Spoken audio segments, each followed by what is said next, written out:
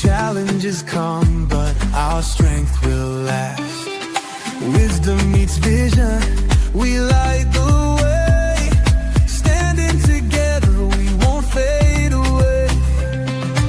Young and old, side by side, bridging the gap with truth and pride. The times may change, but the heart remains. Let's connect, break the chains, bridging generations, voices of men, from the past to the future, we rise again.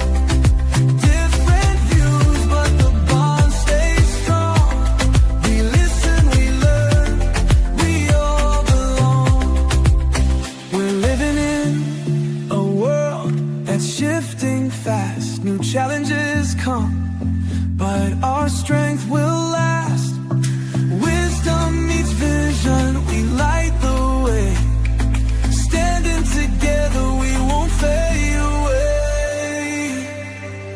And joined in war, a brand new stage. We must rise to meet the age. With open minds and hearts that lead. Together we grow, together we succeed. Bridging generations, voices of men, in a changing world.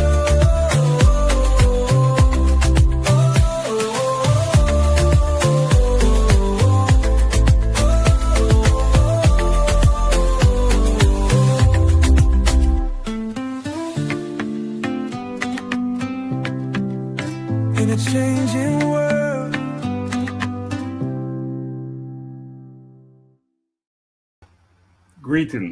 Greetings, friends of the A Collision with Purpose movement.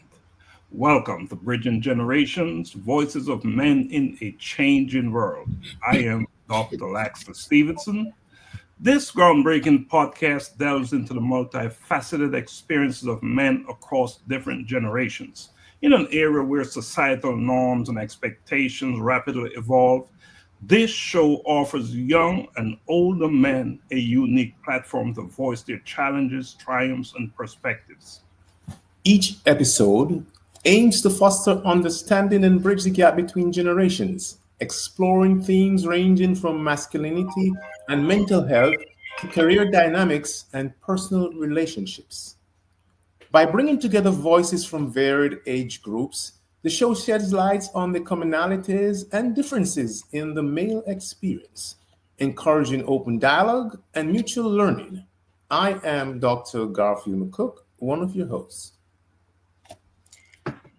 And like my hosts were saying, so this show definitely bridges the gaps between and through conversations. So whether it's a teenager grappling with the pressures of social media or a senior reflecting on the changing definitions of manhood, Bridging Generations is committed to uncovering the real stories of men navigating the complexities of a changing world. I'm another one of your co-hosts, Dr. Juan Marcel. Doc, turning it over to you. What is going on? What's new? It's a new week, new month. Gentlemen, what is new? Not only is it a new week, it's a new month. It's May. Yeah. And the question is, how did we get here so fast? Time flies when you're having fun. Absolutely. We are having fun indeed. And not just having fun, we're doing meaningful work. Mm-hmm. Yes. And when you're doing meaningful work, and a lot of meaningful work, time seems to go by real fast. And I think that's what's happening. That's what's happening. Dr. McCook. Yes, sir. You have big things about to go down. Yes. We have an event coming up May 17th. 17th, yes. Talk to us about that. Yeah, so on May 17th, we'll have our second annual Afro-Caribbean High School Jammings. And this is an event which is a fundraiser for our event on July 26th, which is the JIIFSC final. So here it is, Afro-Caribbean High School Jammings is where folks like you, Doc, myself, and Dr. Juan, and everyone else who is watching we're going to come to that event to wear the uniform we wore in our high school, wherever we were in the world. And as I say, if it doesn't fit, do not quit. Just go out and buy the material. I were there last year. Some people could still fit. I remember one guy, he wore a tie, but for some reason the tie now is now shorter. But it's a good event. It's a 501. GIFs is a 501c3. So some of the proceeds are going to be going to an educational cause. And again, it's going to be May 17th at Front Page. You can look at the website, jiifsc.com. It's going to be grand. Last year, we had a great time. We had about 20-something schools being represented from around the world, Jamaica mainly. But this year, again, we're looking forward to see what Dr. Juan will wear. He went to school here. Dr. Juan, you will have to get your high school uniform together and get all your buddies who went to high school. Let's come out and listen to some great music. And on that night also, normally we will announce our top 10 or 12 for the GIFs finals or semifinals. We'll normally do it on the 15th of May. This year we're going to make a slight change since we're going to have this grand event on the 17th, and we're going to do the announcement there. So a lot is in store for you all listening out there. See you, jiifsc.com.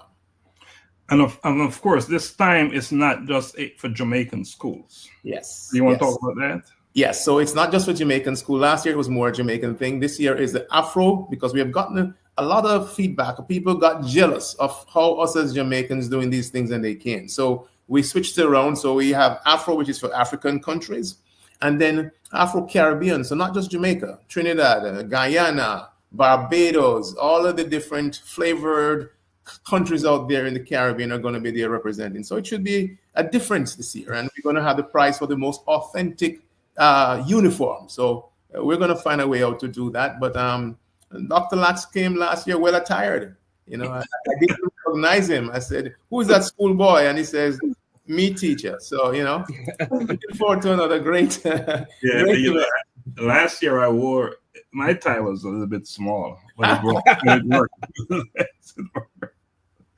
So Juan, we're looking forward to having you present. I'm excited.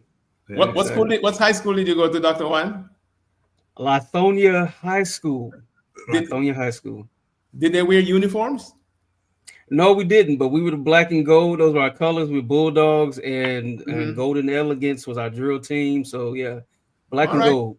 All right. So we'll make sure when we see you there, they'll come around to you and they'll be interviewing individuals. So make sure you have your speech ready to tell who you are.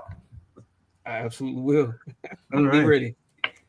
Now, we have a big show tonight, about a very serious topic. But before we go there, Juan, Dr. Juan, bring us up to speed on where you are with your work. Well, I'm actually I'm developing a curriculum, and it's about interpersonal skills for teenagers. Every other Saturday, I work with a foundation. I actually sit on a board, and I'm a director for servant leadership development and service learning. And so I'm creating a curriculum on service learning, teaching teenagers how significant it is to make an impact on your community, and how to lead through service. So I'm working on that currently. And, like I stated before, I'm working on my first book. So I'm putting in some work, doing some writing, trying to just join these great men before me, my co-hosts. So. Awesome. I'm looking forward to your book. Yes. Looking forward to your book. Can't wait to get it. A lot of energy in that book, I see. Yeah. I mean, in terms of a time frame, what's the expectations? I was pushing for this summer. I haven't let that go. I'm pushing myself, trying to get it done by the end of this summer. So by the end of July, that is the goal. The end of the summer. So maybe one of these days you'll give us a sneak preview. A little Absolutely. taste of Absolutely. it. All right. Absolutely. So, again, welcome to Bridging Generation, Voices of Men in a Changing World. And are we living in a changing world? Today we're going to have a conversation, a discussion, an interactive one about healing the wounds Fathers breaking generational curses through presence, purpose, and love. So this episode of Bridging Generation is going to explore how modern fathers are, especially those from minority backgrounds, are consciously breaking generational cycles of emotional absence, silence, and discontent. Again, this is about rewriting our legacy, showing up with love, vulnerability, and presence. You know, we are living in a time where many children are growing up in the shadows of unspoken wounds, inherited silence, and broken family patterns. So today, we are going to confront this reality head on. The objective of today's show is to bring together fathers who have dared to confront their past, embrace healing, and model a new way forward for their families. Again, this is not just about conversation or about perfection. It is about progress.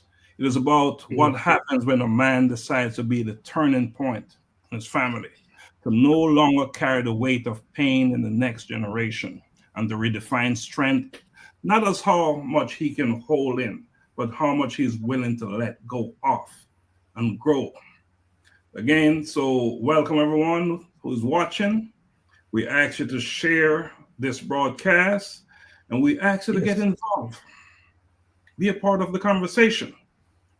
All right, so let us take a quick break and then we'll jump in. All right. I'm a boy kid, I'm a boy kid. I'm a boy kid, I'm a boy kid. I wake up in the morning and I praise the Lord. I thank Him for His protection, and I walk in His steps, declaring that today's provision is set up for me. I love God and I love my friends. Yeah, I'm a bold kid. I'm a bold kid. I'm a bold kid. I put on my armor and I write His word, blessing come out of my mouth. Cause I know to whom I belong, I am bold for Christ. Holy Spirit dwelling within me, carrying His presence wherever He sends me. I'm a bold kid, I'm a bold kid. I'm a bold kid, I'm a bold kid. Loving others as He told me to pray for healing, miracles to see, knowing my identity in Christ, He is in me. I am a bold kid, He loves me, standing firm on His word, proclaiming everything I heard, not afraid because He is with me. Be bold.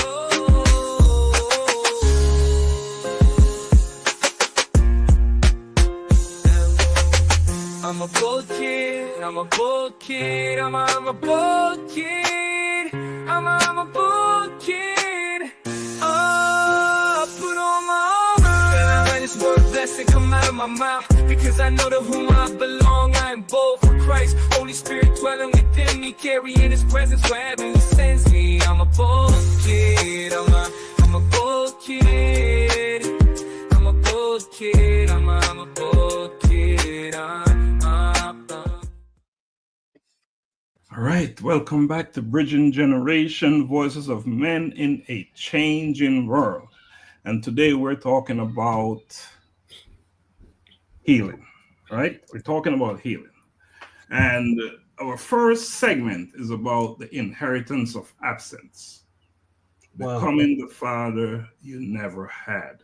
And of course, as always, we posted in the chat the question, and the question is, what kind of fathering or lack thereof did you experience growing up?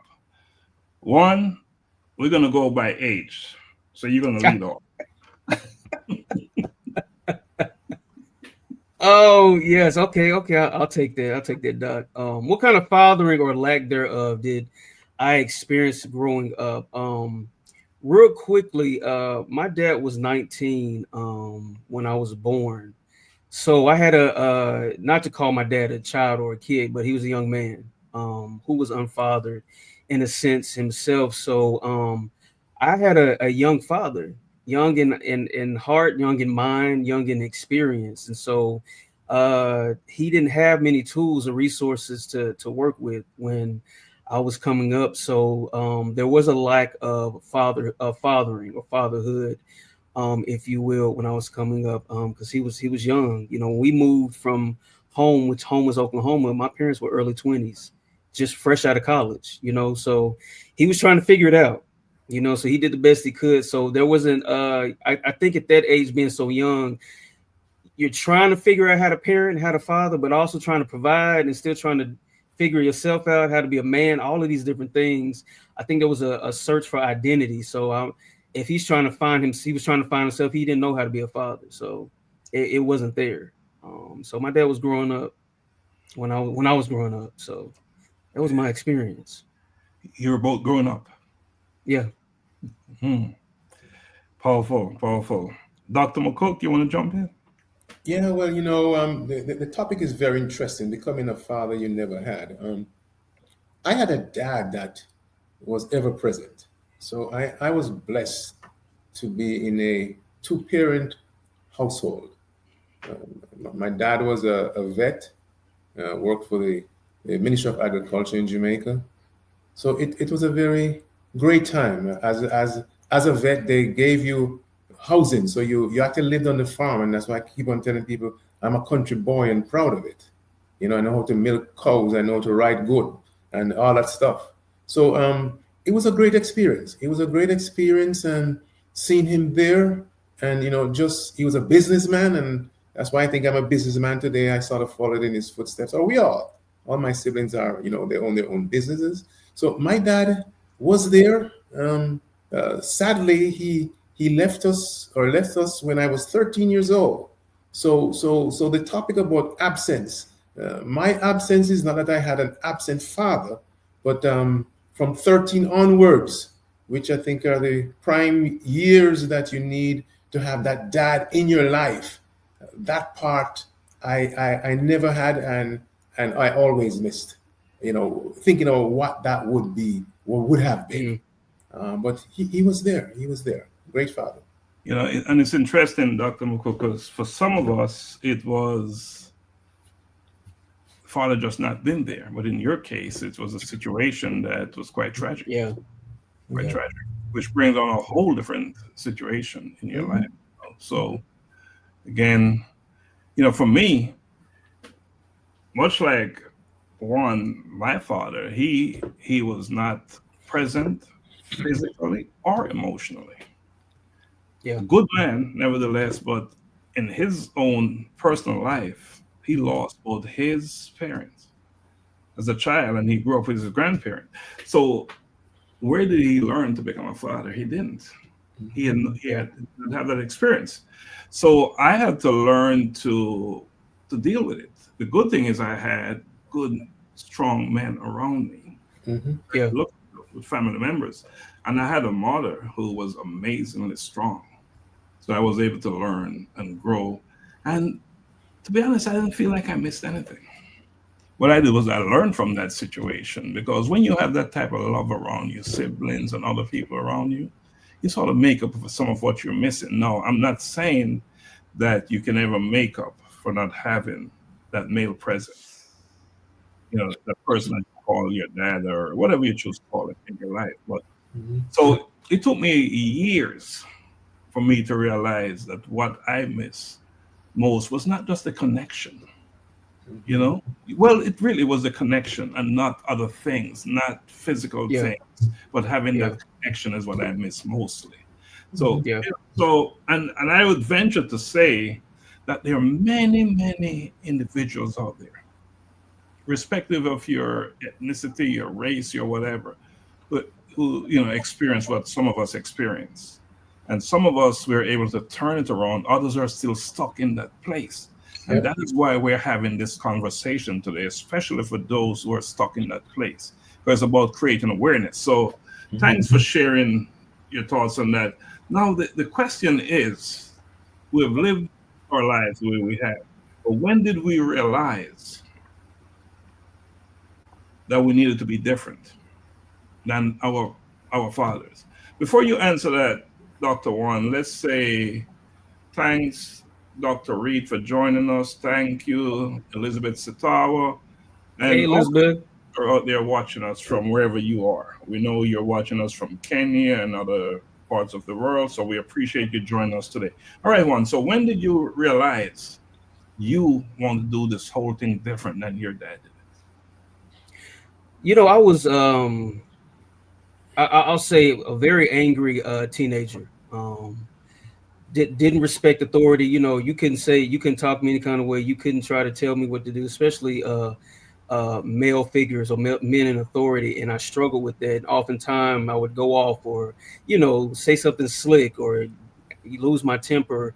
And that carried on. Of course, that's what I saw growing up from the men in my family, especially my dad. And so I carried this for so many years and I didn't want to be that way.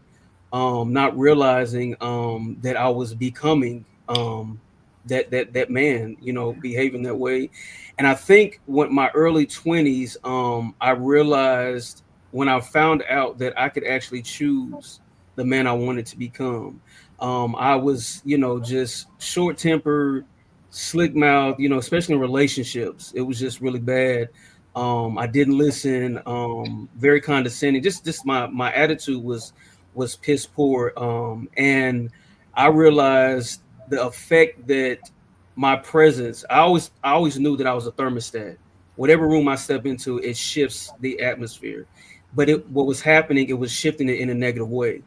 And that broke me because I never wanted to leave that impression with anybody.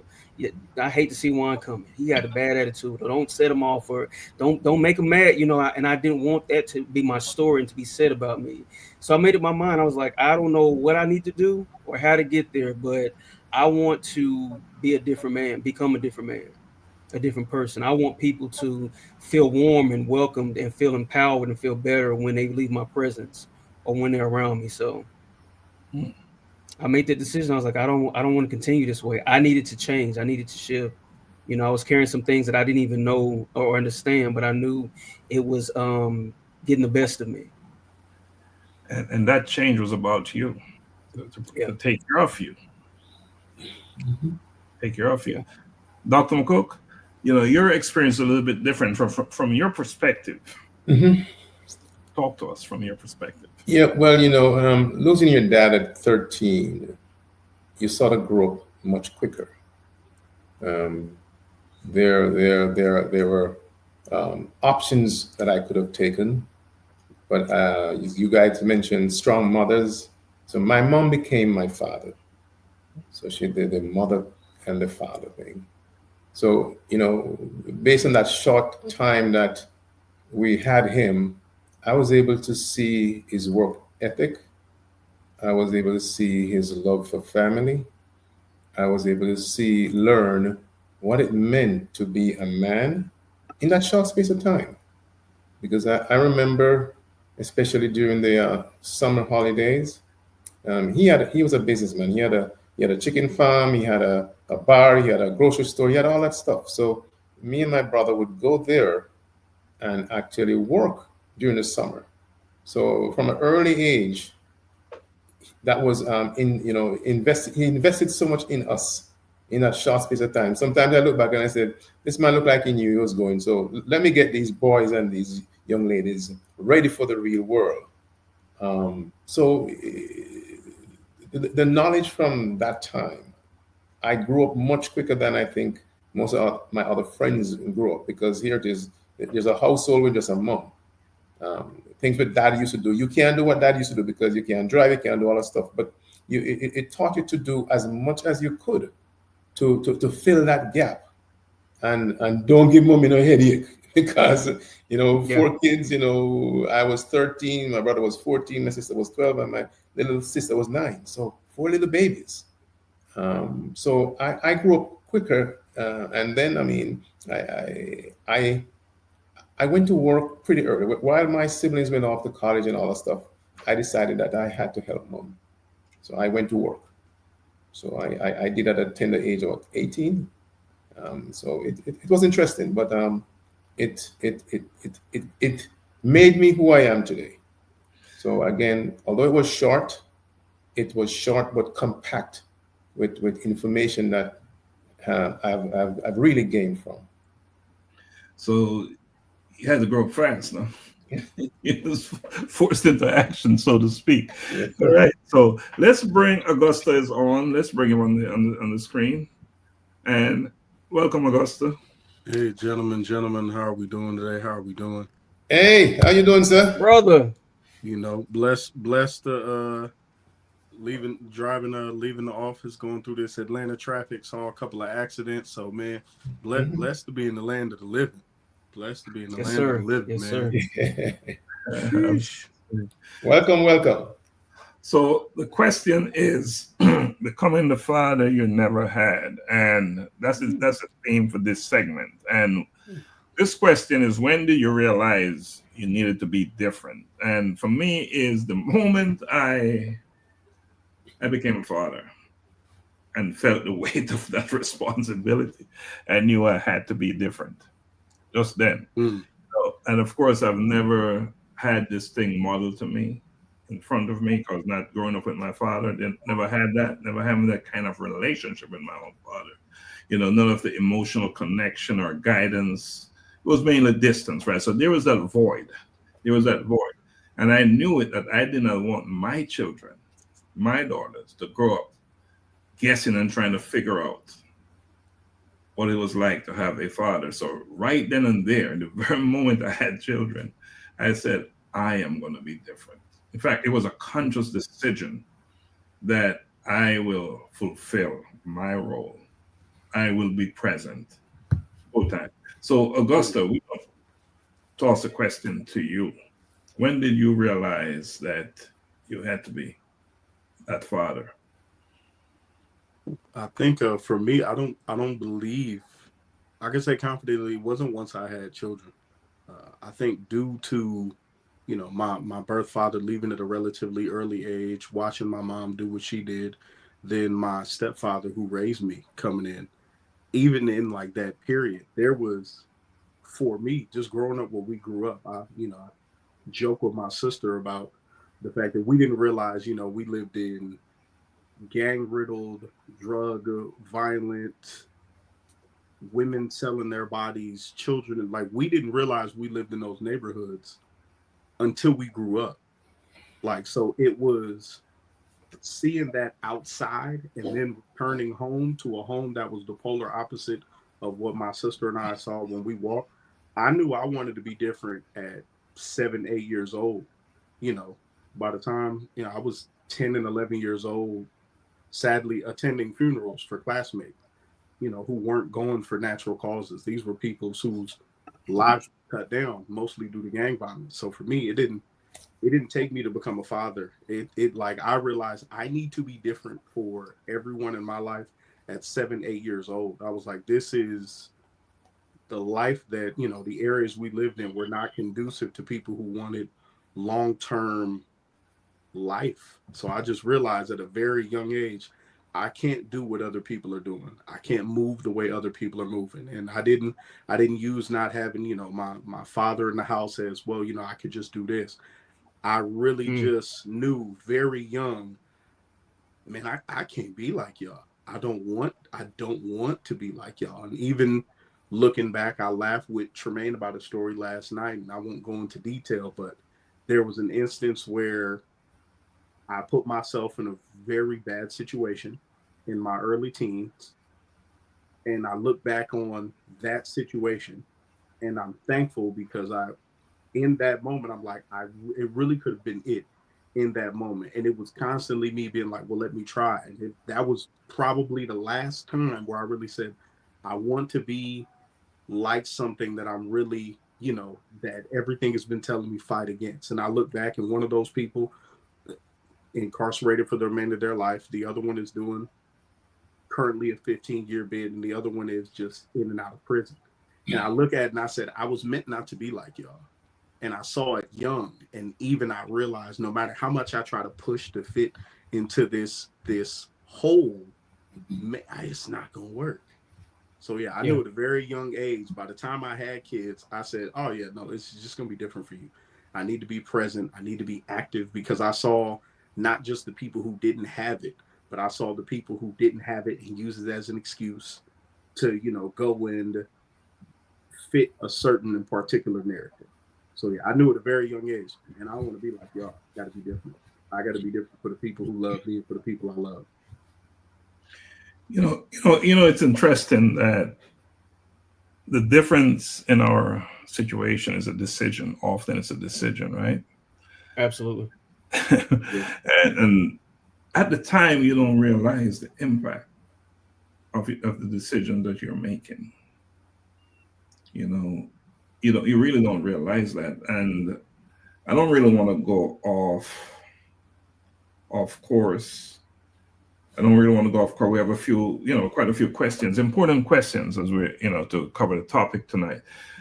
Elizabeth Setawa said, shout out to all the fathers out here breaking generational curses, not with perfection, but with presence, purpose, and love. Your healing is changing futures. And that is so true. Woo, good.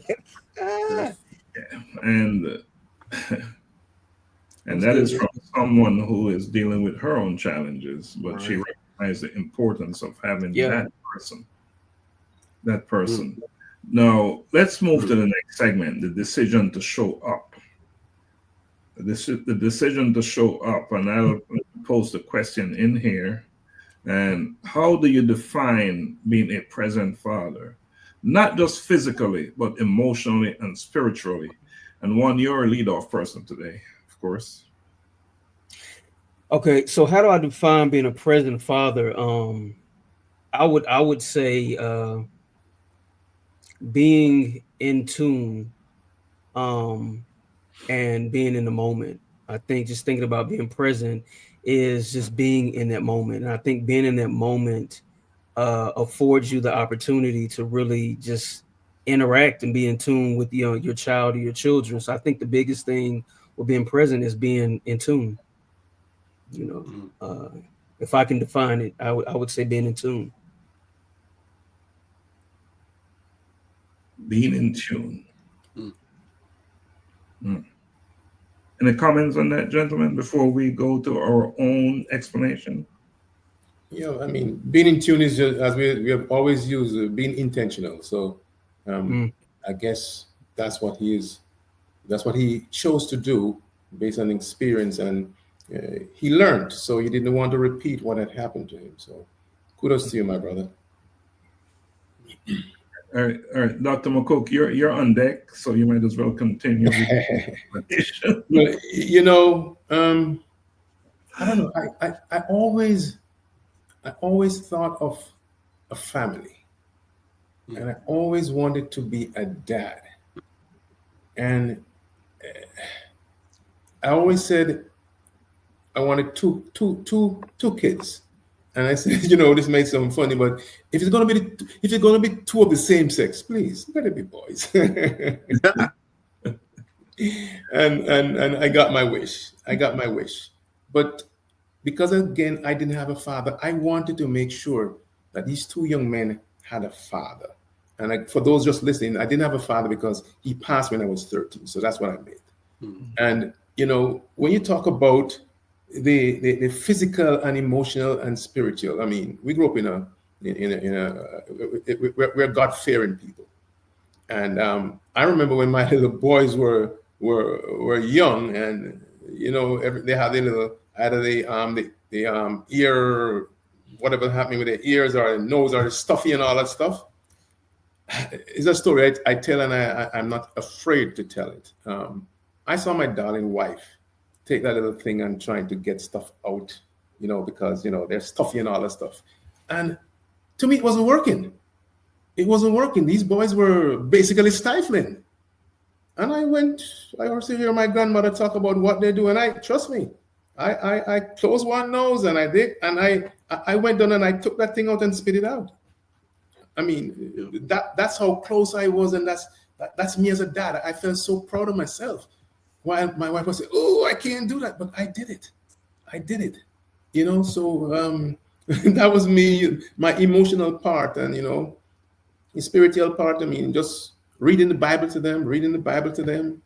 Used to read stories to them, and the younger one, you kind of read a story, and because they want to go on and on, you always say the end, and they say, "You finish?"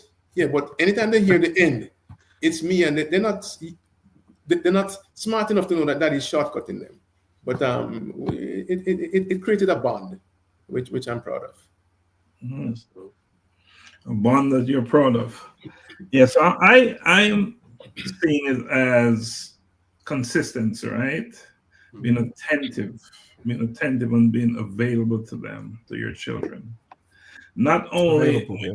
celebrating their achievements, but also when you need to offer advice, corrections, when you're dealing with their challenges, their sadness, and even when they're having doubts about certain things in life, just been there. Just been there for them all the time. And that, of course, that would include when physical, spiritual, and emotionally.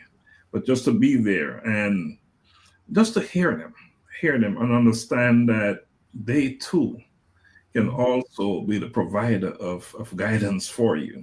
Mm-hmm.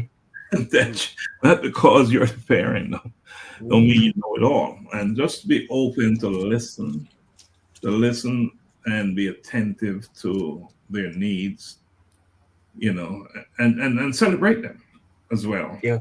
Celebrate Yeah. them. I think that showing up, being present is what that is about. Augusta. Yeah. Yeah, I think of my perspective on this is always, as someone who, for those of first time watchers, I'm a little late. Augusta Foster. I have a basketball team, 5 children. So, and I always speak from a perspective of, I'm I always count it as a blessing. I'm able to speak from the perspective as a divorced dad, as a stepfather, as a father from distance, and as a father who, a second child by a woman who I'm about to marry. So I've run the gamut, if you will. And so when I speak about, the importance and how fatherhood works, I always like specifically speaking to somewhat the men who are in my situation or who've experienced it. Because I think a lot of times you arrive at a place where, say divorce happens, and how do you then father? How do you parent? And I've learned like the important role, and even from that distance fatherhood from 8-9 states away. One, like I will always be needed, no matter, I never pay attention to, and I tell people, discourage you from listening to social media narratives that are painted that you aren't needed or your presence isn't important or not felt. It is highly important. I will always say, as Doc said, your consistency, your intentionality. But the biggest thing is the acknowledgement that regardless of whether you be married, whether you be divorced, whether you be separated, whether you be a baby daddy, the acknowledgement that you still own that title of father. Mm-hmm. And once you're able to take ownership of this title applies to me, meaning there are a number of things that I must do. And everything my grandfather said, it comes down to want to. And I've said this 100 times on here. Your ability to be a father is the want to. If you just want to check out and decide, I don't want to do this, I want to distance myself, that is your choice. And the ramifications are seen later. We see it every day in society. On the flip side, if you want to be there, come hell or high water, you'll figure a way. But it boils down to acknowledging the fact that I have this title. I want to wear it proudly. And what am I going to do to make sure that I'm there? Am I going to be present via phone, via email, via physically? I'm different from a lot of people. I'm blessed to be able to just go jump on a plane and say, let me attend this graduation, this meeting, this, that. Others don't have that. But the physical presence is awesome. But if you've got to do it by phone, by email, we're doing this on a Zoom. You can get it done, but it comes down to want to. If you want to be an active and present father whose children are producing fruit, and your legacy is really something lasting and impactful to society, you will find a way, and no man, woman, court, state, or anybody else will stop you. And the court plays a big role, right? Oh yeah. Yes. Oh yeah. Oh yeah. Mm. Juan know the Yeah. Juan Yes. Yes. Yeah. Absolutely. Yeah. Who will? We That's a welcome different story. Control. And Elizabeth said being a present father means more than just being there physically. It's about showing up emotionally as well. It's listening, supporting, hugging, guiding, and being fully engaged in your child's life. Fully Not just as engaged. a provider, but as a protector, teacher, and safe space. That's the real. Saying these from deep inside my heart. And, it'd be interesting to have a female, a daughter Yeah. on the panel, right? Yeah. To get their perspective Yeah. as we're having this conversation. So Yeah. that's something we can consider in the future.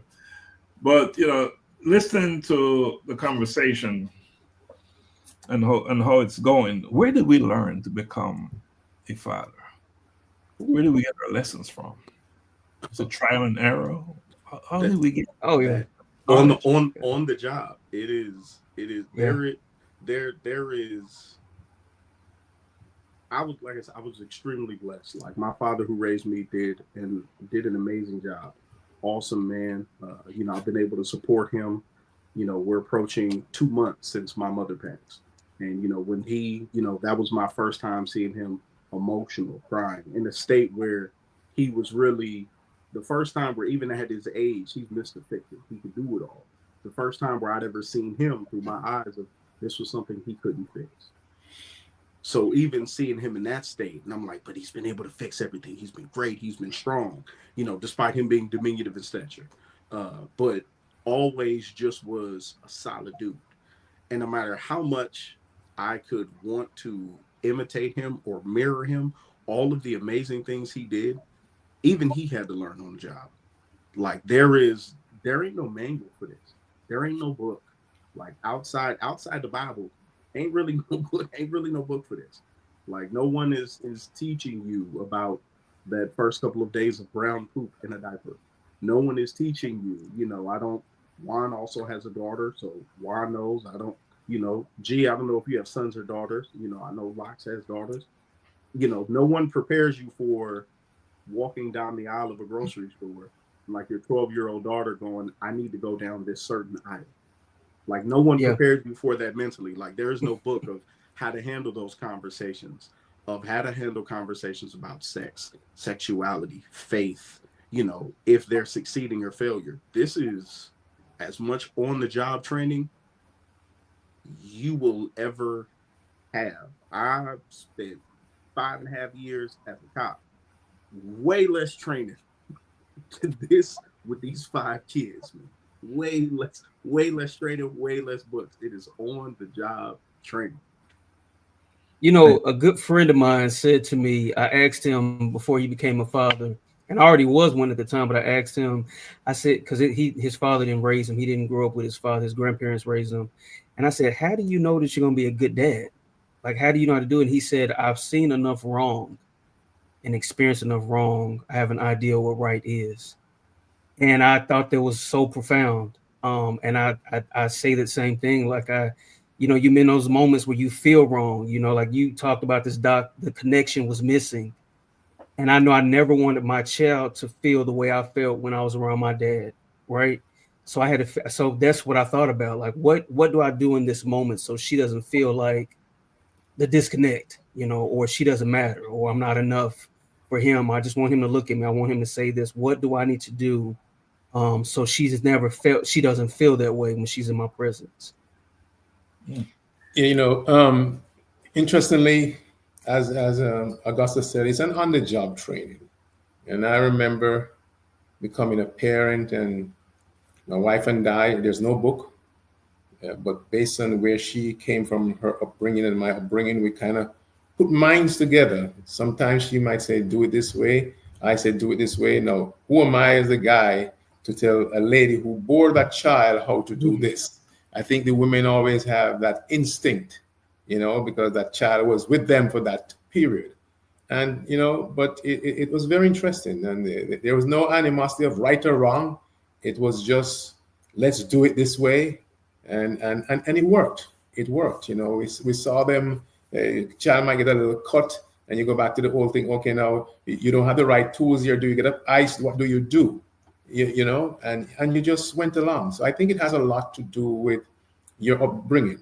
Two family or two different households coming together, and you kind of watch what was going around when you were growing up. How did your mom or dad treat you in certain circumstances? What happened?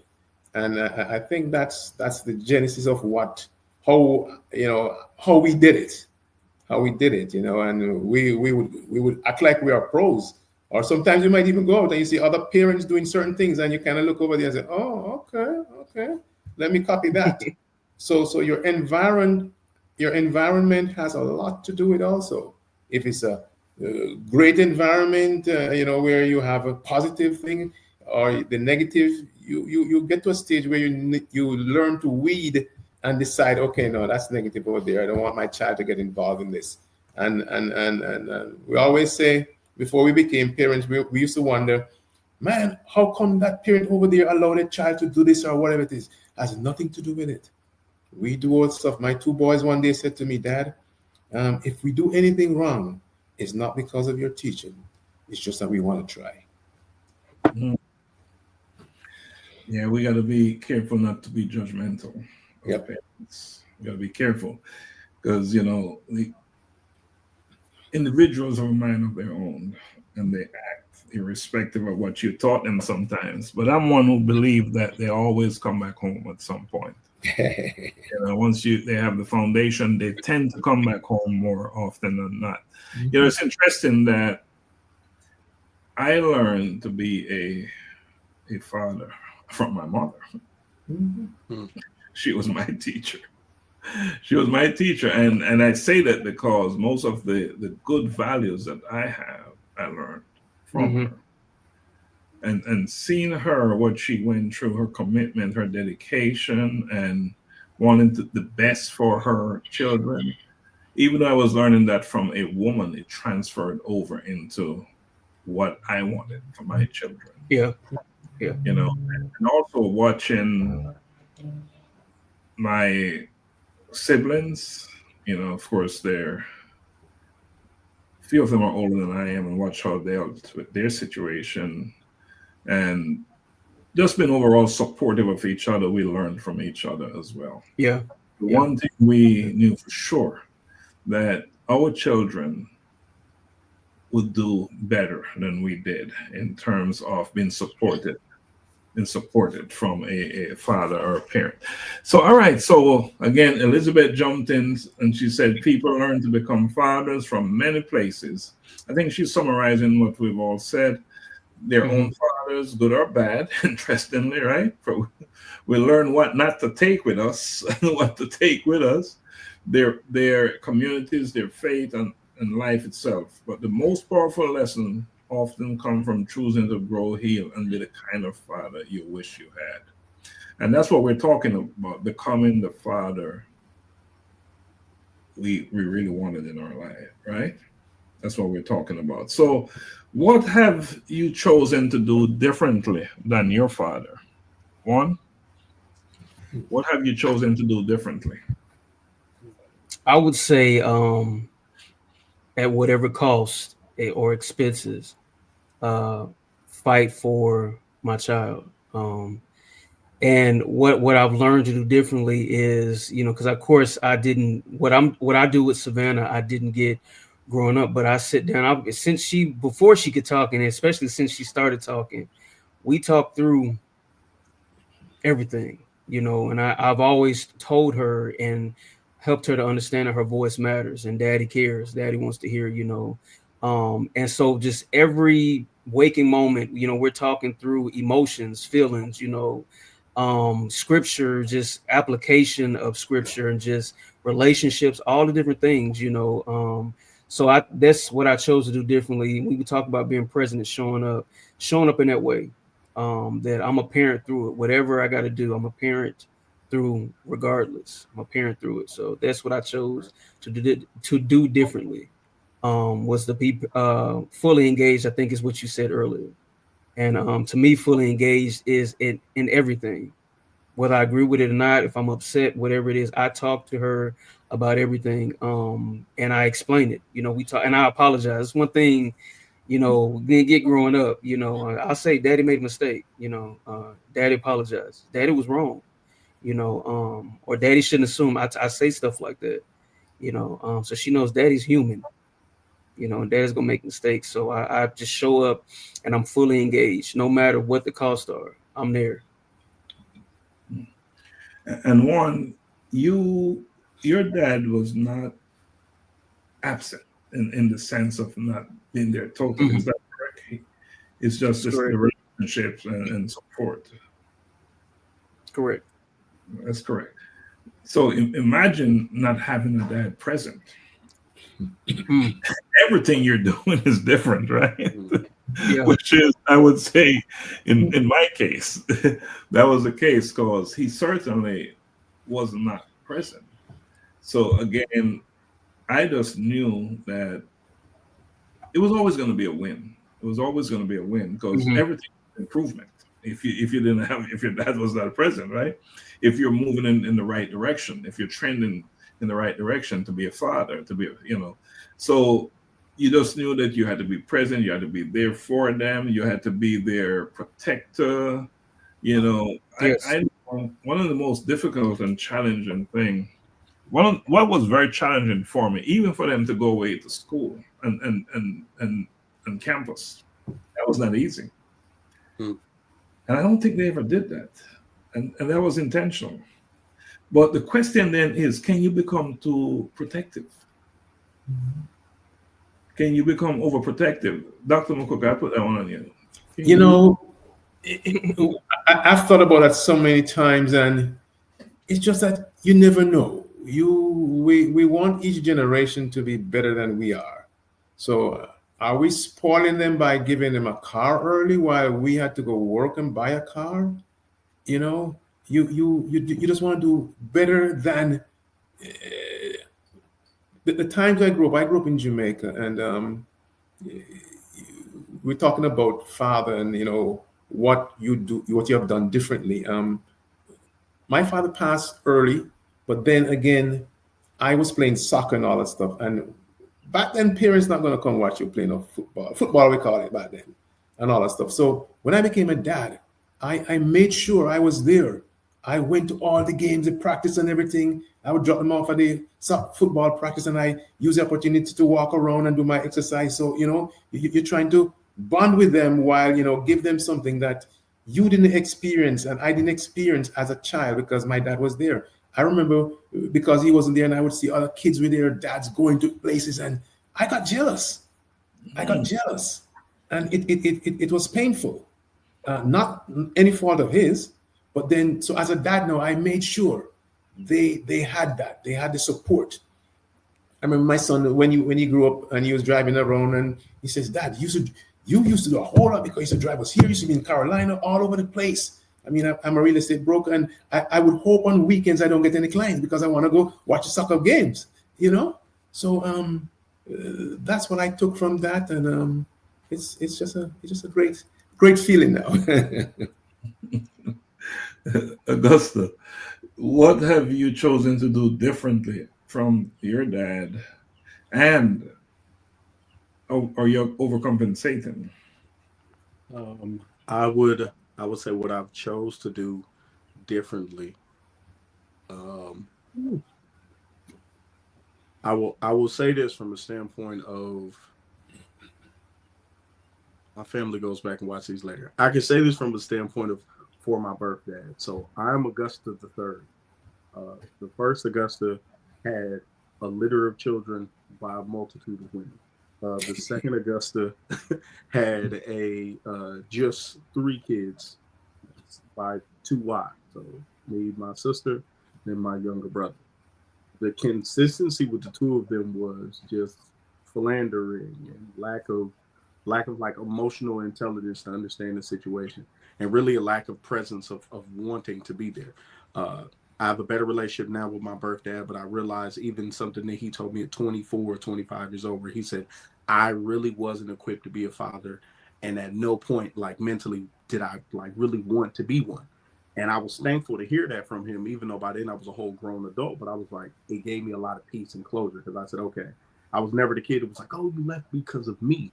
I was always like, this ain't no me, bro. I'm awesome. Clearly it's a you thing. So, but hearing him say that, I'm now able to sit here today and say one of the things that I did differently was, even though I got divorced, I still am an active participant. Like, I didn't disconnect. I didn't allow, well, we're not together, so we'll move away. No, it was like, okay, I'm not there. How do I figure out this dynamic now as no longer in the house dad?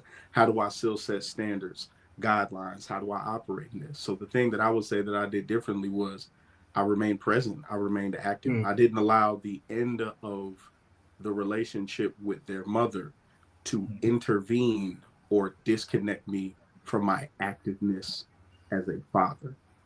From a standpoint of overcompensating, I think we all overcompensate as parents. Talk with Tremaine all the time where he says, the world is so crazy. And I think just at my age, me being, I believe, the youngest person on this panel, I still tell a story of remembering riding with my great uncle and aunt in the front seat of a car with no seatbelt as he drunk beers. It was like 1991 when this was happening. Like, this wasn't the 70s. Like, we were on back roads because he had suspended license and drinking behind the wheel. And this was the 90s. This was the 90s. So I look at, the world is dangerous in this, but I'm a bit overprotective, but it's not from a standpoint of not just their safety, but I had a really good standard of a father in the home. So I want to make sure, like, okay, let's start there. So, I always want my kids to pursue things and be better than me. If you don't want to go to college, you want to go get a trade or go to the military, my mindset is always, I just want you to grow greater than me. Because I feel like as parents, and specifically as fathers, when you reach a level in life and you look at your child and it's not, anger, but like disappointment that they didn't achieve something, not just for them, but like you knew they had higher expectations and they don't, it's like a little bit of hurt. So I'm like, my mindset is always like, yeah, I'm kind of going to be overprotective. I'm kind of going to push the gas, but I see the greatness in you. And I know that you could be far greater than me. And I'll still love you if you don't. It'll hurt a little bit. But that is the overprotective nature, is the less overprotective and more, I really want to push you to pursue something, because something inside of you is far greater than you'll ever understand. So let's hear from Juan about being overprotective, and then we'll move on to the next question.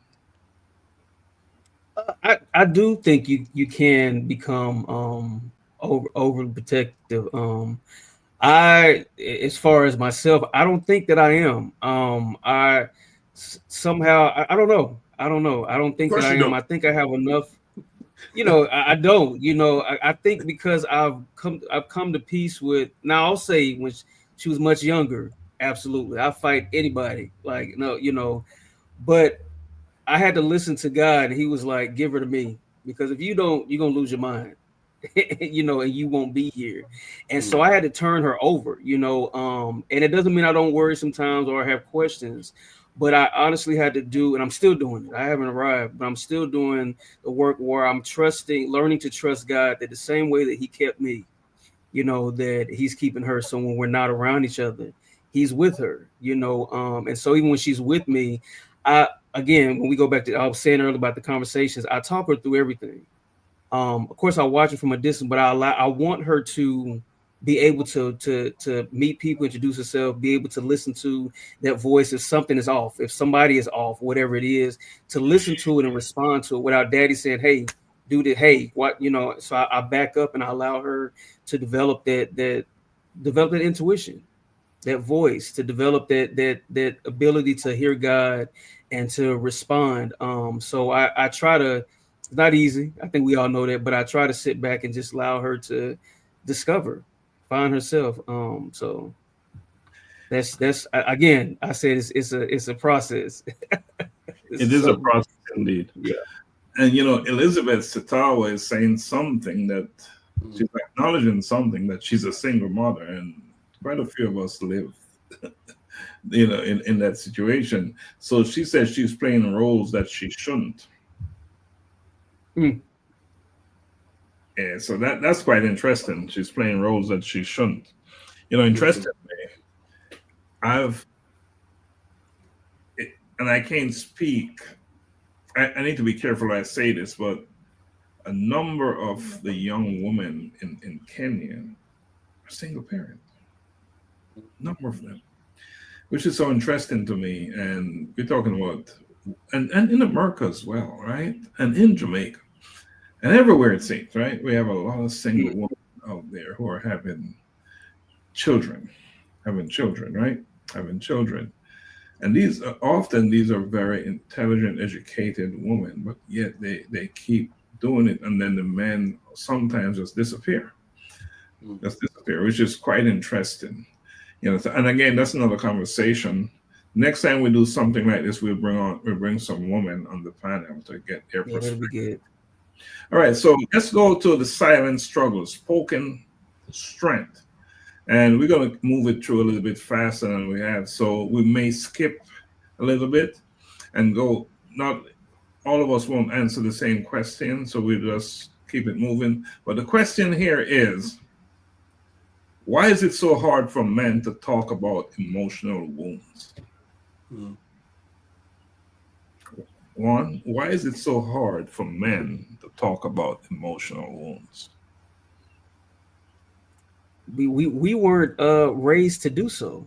We weren't given the tools, and Augusta touched on this. He said emotional intelligence. For many of us, that's underdeveloped, and so many of us don't know, or if we do know, we don't feel comfortable with using that type of language or holding those type of conversations about what we're feeling or what we're going through, or even self-doubt or any of that. Emotional wounds, what hurt us. I think for societal reasons or societal constructs, we've learned to push through it. You're a man, suck it up.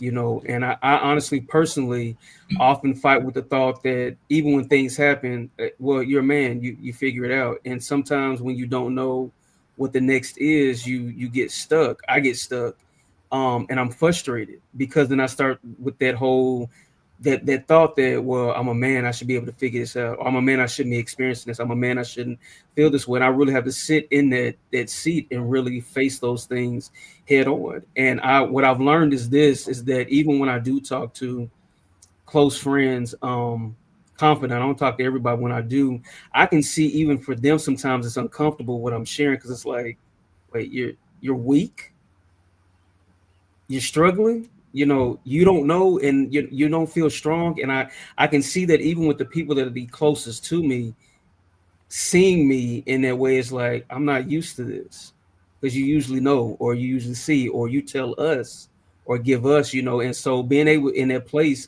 sometimes when you don't feel comfortable to even share that, you keep silent, you work through it.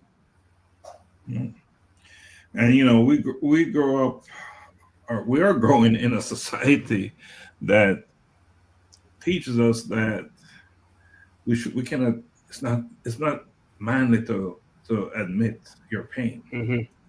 Yeah, accept your pain. Can't speak up. We have to bury the hurt, right? Yeah, we got to bury the hurt. We believe that, and you said silence. That strength is being silent, and that showing emotion is a liability. Yeah, we see that being modeled all around us, right? A liability. Wow. Father in your life or not, you don't see men being that way. So, but what's the problem when you do that? What is the problem? You're carrying all this pain around with you, and it's starting to affect your relationships, right? And so forth.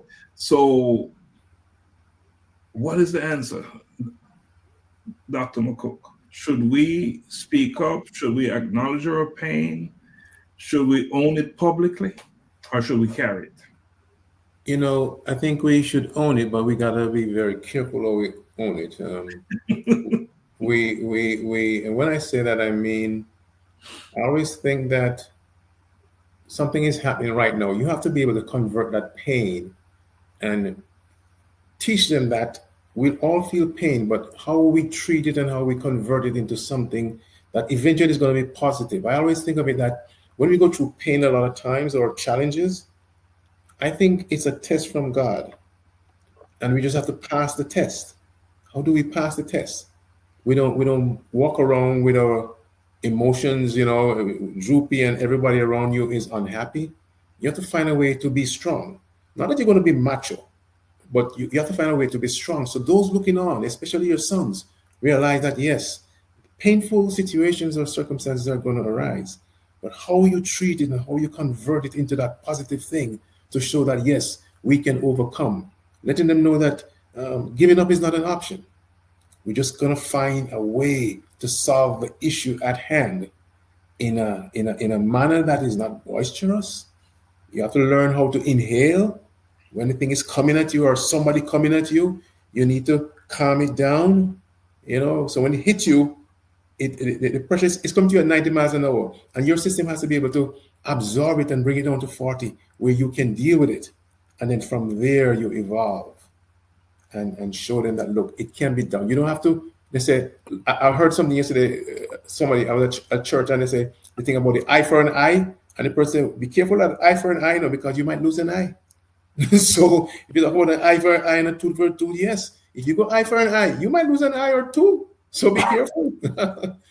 So it's a way of challenging whatever is happening inside and trying to be realistic to them so that they don't go out there in the real world and think, oh, everything is peachy peachy. Yes, there is pain. But how do we assess the pain, digest the pain, and extract that pain from within that, we move forward?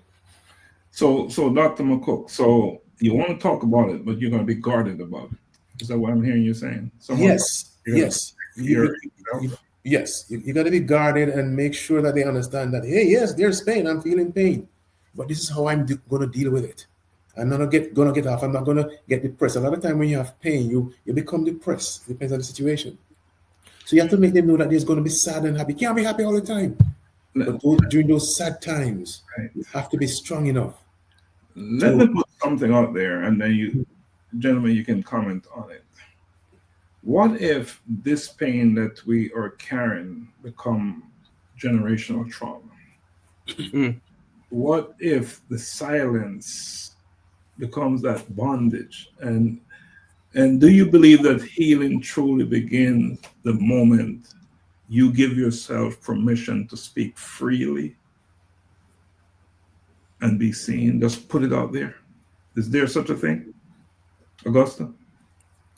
I would definitely say that those, it's a generational curse for a reason. You have to decide, does it carry on or does it end? It, like I said, with I was a third generation stepfather. My oldest daughter, who I've raised since she was 4 or 5 months old. But I realized with me, I said, hey, listen, this abandoning children, this not being active, this not being present, this ends with me. And I remember, after, took about a year after getting divorced and going to therapy and taking time, but I remember like screaming out loud, like yelling at God, like this ends with me. Like my son won't have kids, my daughters won't have kids, and it ends bad with people. I said, no, this is it. Like we're not abandoning, we're not leaving. And you have to stop it. But again, it comes down to choice. Like once you take that ownership, I had a conversation with a friend of mine who's in the space of, he coaches parents. And he asked, what is it that, changed with this? And I said, the second you could take ownership that there is a problem and it needs to be fixed, and I don't want it to affect my kids. And I think very often, in our community, and that's throughout the diaspora, you said in Kenya, single mothers, and in Jamaica, and you see it, throughout other cultures, but I can only speak for mine. And you see these things happen, absent father and mother, this and that. And it's like, you will watch people who lived a very poor existence of no father or no mother in the home or whatever the trauma was, and have an opportunity to see it, target it, and fix it. But instead, they just fall into, and it's like, that is how you see it, you have to end it. If you don't end it, it just continues to repeat. So if you're finding yourself in that rut of, my dad, my aunt, my uncle, and this is a continuing thing, you have to decide, okay, where does this end? And do you want to be man or woman enough to say it ends with me? And can it end until you release it? Until you release it, whatever that is. Yeah. So release is important. One, you're writing your memoir, right? You're writing a book. Yeah. And it's a powerful book. Clearly, you're willing to make everything public. Yes. You're willing to put it out there. Yeah. It's scary. It's scary. Scary. Yeah. How do you get that courage to put it out? A lot of us can't put it all out there. We're very careful how we talk. Mm-hmm. Even this platform. Well, you said this, and the word you used was bondage, and I've heard that, and for me, holding on to this was keeping me had honestly became a stronghold. And so what I realized most of my life, even as a child, adolescent, even young adult, even in my family, I grew up in a blended family, and a lot of things weren't talked about. The truth of the matter or the reality. And so I learned how to be present but be silent, and not be seen. And I took that on into so many other areas of my life. And I to the point where I almost forgot my story, or what my reality was, because I was putting on for everybody else. And I didn't think that my story mattered because I didn't want to ruffle any feathers. I didn't want to upset anybody or cause any divide, or especially my parents or my father. And I realized that was the stronghold, And I'll say this, Augusta touched on this. I honestly think that curses, as we call them, or transferences, generationally happen because one generation doesn't teach the next, or one generation doesn't put a halt to something before the next has the opportunity to either pick it up and carry it. And so I think a lot of the stuff that we refuse to talk about and be honest about ends up, we think is secret or silent, but some way, fashion or form, the next generation picks it up. And we think that if they didn't hear us say it, then they won't practice it, but they do what they see, not just what they hear. And that was big to me. So I was like, you know what? I realized how liberating telling my story is. And just by chance, it may set somebody free, because that's what it's doing for me, and I no longer want to stay in bondage, trying to spare others' feelings, because it's my story. And you said it earlier, you don't have to agree. I've learned that I'm the oldest of 8. We all could have grown up in the same house, same parents, different experiences. So I realized that. Let me close this piece by saying that silence is not strength; it is bondage. So we would leave that one on that to support what you're saying, one. And Elizabeth really nailed it. She said, many men were raised to believe that showing emotion is weakness. They were taught to stay strong, stay silent, and man up. So opening up feels risky, unfamiliar, even shameful. But healing begins when they create safe spaces for honest conversations, right? I have seen this a lot from a lot of men fighting cancer silently and can't come out to ask for us to talk. That's the danger of not speaking your truth. And your truth is not just about the good things that are happening in your life. Your truth is about you. And who you are, is about all the elements, all the components, good and bad, that is happening in your life. So I personally believe that the sooner we can look in the mirror and tell ourselves that this is going on and then share it, it's no longer your problem. Yeah. You've given it away. You've given it away. So, but I know it's not easy to do. She also said men don't have to share everything publicly, and I completely agree, but owning up, whether in private or public, is powerful. Accountability, vulnerability, and honesty inspire others and break the silence that keeps many trapped. Healing isn't about shame, it's about courage.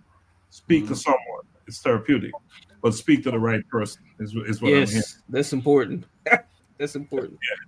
All right, so this two questions right here this question is gonna be for Dr. McCook and Augusta, just so we can keep it moving. How do you model emotional experience for your children? Augusta, you want to go first, then Dr. McCook? Oh man, emotional. I'm emotionally intelligent.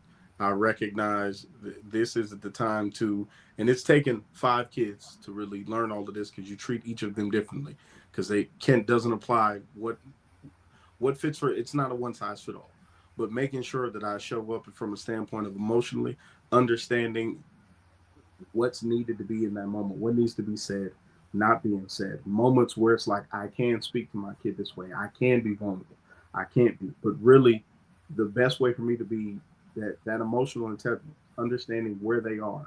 Can certain conversations, can they be had with them right now? Will they go over their head? Recognizing and meeting them where they are from an emotional standpoint. Right now, I need to be your shoulder to cry on versus, hey, right now, this may not be the moment for me to be your shoulder to cry on. I might need to have a firmer hand. I might need to be softer. Just understanding in that moment emotionally what is needed. And that's what I make sure that I do for all of them, ensuring that I understand wholly before I respond what emotion is needed in this moment. Dr. McCook, you're on deck, sir. Oh, I thought I was getting another question. Same question? Yeah, same question. Yeah. Okay. What was it again? Emotional. The question is, how do you model emotional intelligence for your children? Okay.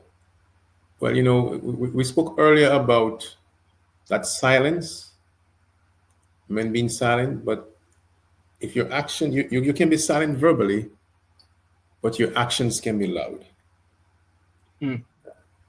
And I think that's a powerful way to do certain things. I have situations where there are things that I would want to say verbally, but I know it's going to cause pain to someone, and it's in my past, so I leave it right there. For my kids now, it's just trying to be strong, irrespective of the circumstance. Try to be strong, and I always tell them to listen to the Father above. Something may be happening, and I may have to say, forgive them, for they know not what they do. And just teach them along that line that, hey, life has challenges. I never make them feel that it's a bed of roses outside there.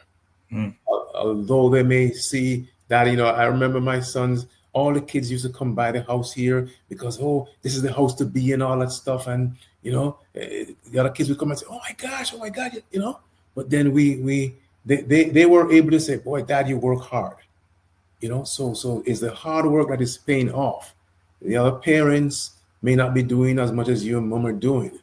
So you have to set that example and make them know that they can cry. That's one thing I tell them. Hey, you can cry. You can cry. Get it out. Get it out of you. I remember Dr. Lax when I was taking my becoming a broker, and back then this was a new way that they were having brokers. It wasn't more multiple choice, it was simulation. And I took that exam because we were the guinea pigs and waited for the result. And when the lady gave me the result and said, you passed, I remember one teardrop coming down here. And she saying, what happened, sir? And I said, you wouldn't know. You wouldn't know. So, we don't have to verbalize. We can do it in action. And just be good examples, just be good leaders to our kids. And I mean, I think let me pat myself on my shoulder. I think I've done it. Let's give Dr. McCook an extra pat. Awesome. All right, let's pivot to building legacy intentionally. And the question is, or the theme, what we're going to talk about, I am my family's turning point, right? Wow.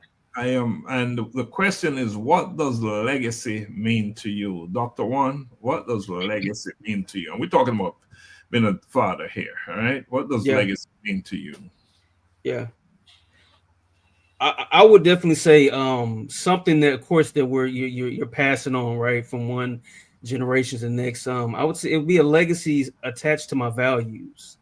I believe in with 3 values that everything I do is to equip, educate, and empower. And what I would say as a father building that is that same equipping, that educating and empowering. It matters to me that my daughter, and if I end up having more children, but my daughter knows that she holds a significant place in time, right? Mm-hmm. And me preparing her for what life could look like and could sound and feel like once I'm gone. What is she carrying on? And that legacy of, it's so many things, but definitely a legacy of values, of self-value, self-worth, of faith, so it's those things that I value, that I hold on to. That's the legacy as a father that I'm working on building. And it starts with those three: equip, educate, and empower. That's what I live by, those three values. All right, we'll just leave it at that, and that's big. But I want all of us to answer this question because I believe it's so important. What advice would you give to a father who didn't grow up with love or guidance? Augusta? What advice would I give to a father who grew up without love and guidance? Did not grow up with love or guidance. You do not have to recreate the existence that you had. You have an opportunity, and even pivoting at a legacy, you have an opportunity to do this totally fresh. Just because, it didn't come with any instructions or any tools or any guidance, you have an opportunity to. The amazing thing about fatherhood is, regardless of if you had one, if you didn't have a dad, a mom, whatever situation is, you have an opportunity right then and there to start from afresh. This is your chance. Like, you growing up without that guidance, that love, those affirmations, those hugs, that care, you have an opportunity to change it. Like, you could write your own story.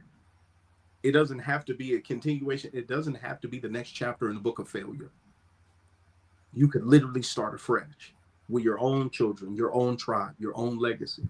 That's what I would say. Like, you could close that other book and start a new one.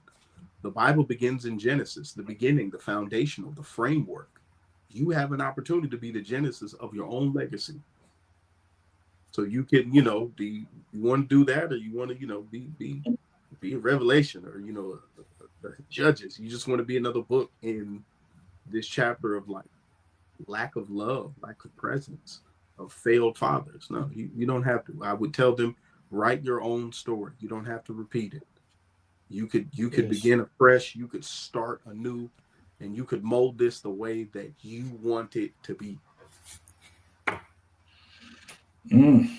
Dr. McCook, you look like you're rearing to go at this one.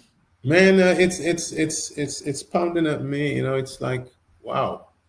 I would tell them, as these things that you say, look in the camera and speak to the person out there. I'd look them in the camera, look them in the face, and you ever see these people on TV when they have the debates going on and the guy looks in the camera. So I look in the camera and I say, break that bondage.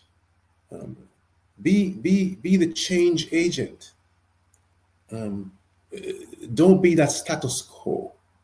It's difficult for you. Yes, you've been held down, your father, everybody, and you're feeling pain today.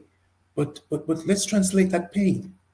Let's translate that pain into something good, so that your kids from now on will be different, and you will be that change agent that made the difference in the lives of those who are going to come after you. Don't look in the rearview mirror. I give a story that when I was leaving New York and I was driving down here, I wanted to get rid of New York so much that I took off my rearview mirrors, so I didn't look back. It was forward ever and a backward never. You're still not looking back. Not looking back. No review. No rearview mirror. So be that change agent. Kick out that bridge. Dr. Juan. What came to mind real quickly is four things. I'll write them down so I don't forget. It's 40. I'll be 42 in a couple of weeks, y'all. So try to keep a sharp mind. But I wrote this. I said, the advice to a father who didn't, experience that love, or that guidance, that presence. I would say, number one, you get to choose. You get to choose the father you want to be, the man that you want to be. Secondly, you are enough. In spite of, you are enough. Thirdly, you are the standard. You set the standard. And then lastly, you're not too late.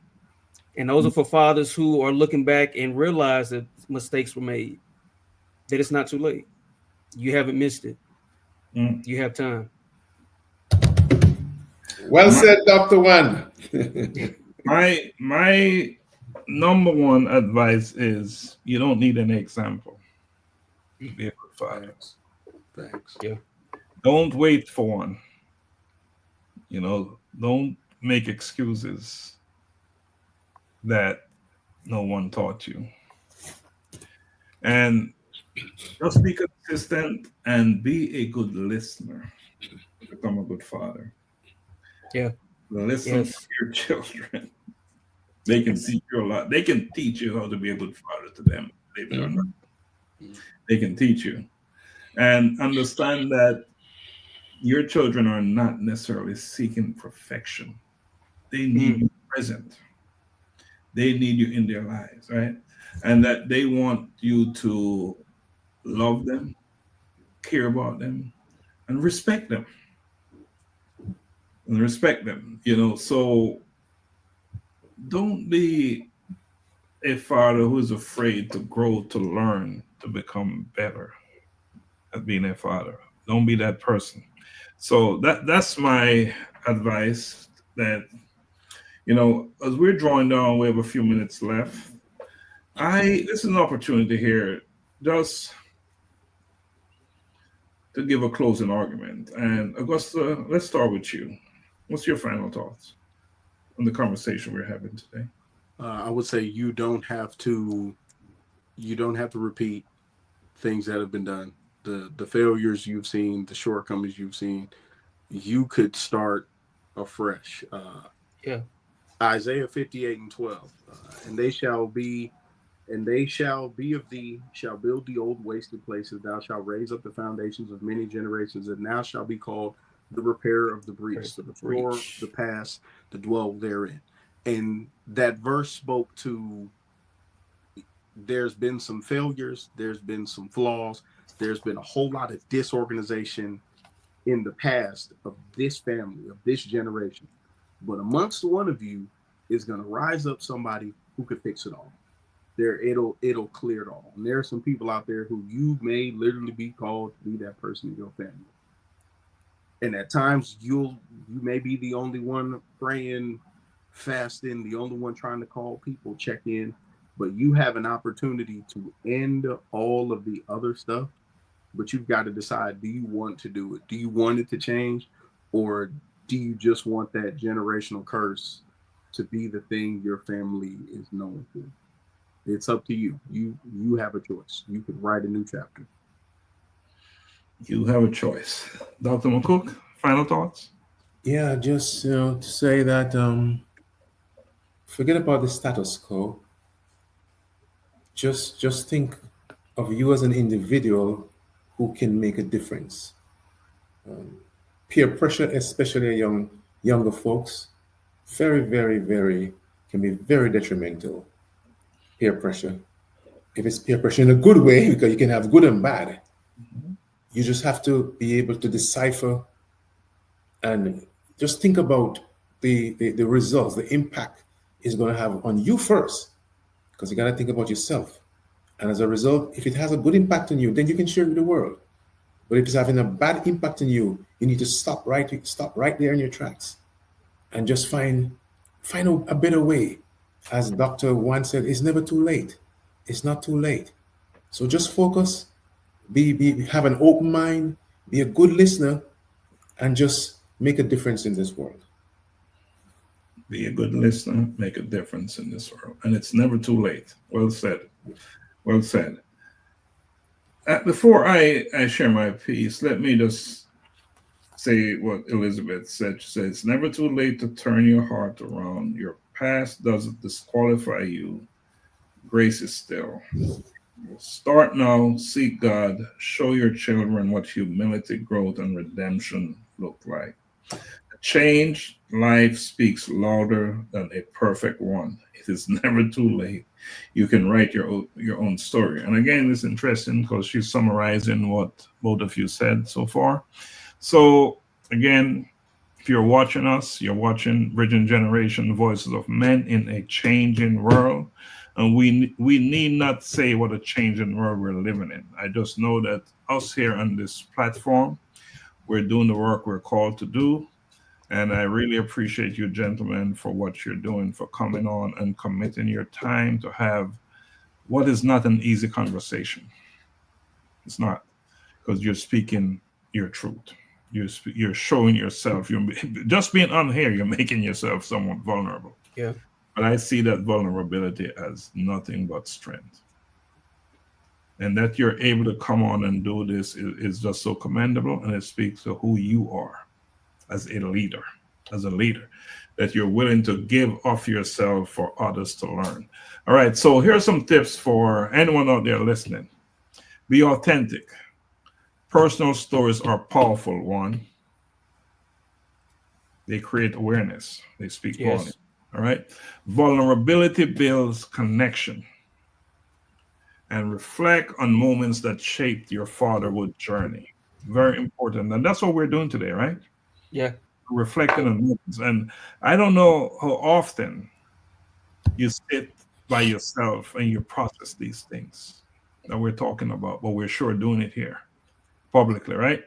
And we're doing it in a global way. And speak from your heart, your truth will resonate. And I know that's exactly what happened in this conversation today. So my closing thoughts is this was indeed a powerful conversation. Yes. And it reminds us that healing is not a destination. It is a decision, right? Every father represented here today on this panel has shown us that we are not bound by the limitations of our past. We are not defined by what we lack, but by what we choose to become. And to break a generational curse is to stand in the middle of what was and what can be, and to build a bridge with love, presence, and purpose. This is real sacred work we're doing here.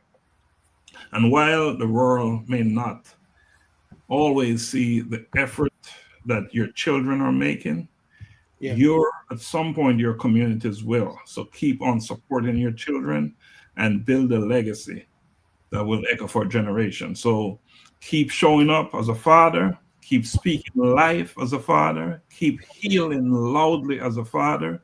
And again, gentlemen and anyone watching, thank you for lending your voice for the interaction that we've had from those watching, from Elizabeth especially. You really dig in and helped us with this conversation. So you are, and understand, gentlemen, you're not just fathers, you're foundation builders. Juan, wow. I love that. Nice. Doc, you can't throw that out there and then just that's how the it was mic. supposed to go. Foundation builders. I love that. But I'll say this. I'll close with this. Our life and the things of life tend to attack us where God has already affirmed us. And what they could look like is the disconnect from a father, the absenteeism of a father, or so and so on. But that doesn't mean that you can't do it. And much of what you heard tonight, and I want to echo, is that the healing starts with you. So choose it today. Choose to forgive, to let go, because it's really big. I saw this saying. It says, holding unforgiveness is like drinking poison, expecting the other person to die. So choose forgiveness. Choose to let go. It's for you. Healing starts with you. I'll leave it there. We are foundation builders. We thank you for tuning in every week. Same day, same time, Mondays, 7:30 Eastern Standard Time. Like, comment, share. We appreciate you. Enjoy your evening. Peace. For everyone searching, wondering why you're here, it's time to rise. Time to find purpose. This is Daily Insights Unveiled, your odyssey to find purpose. I used to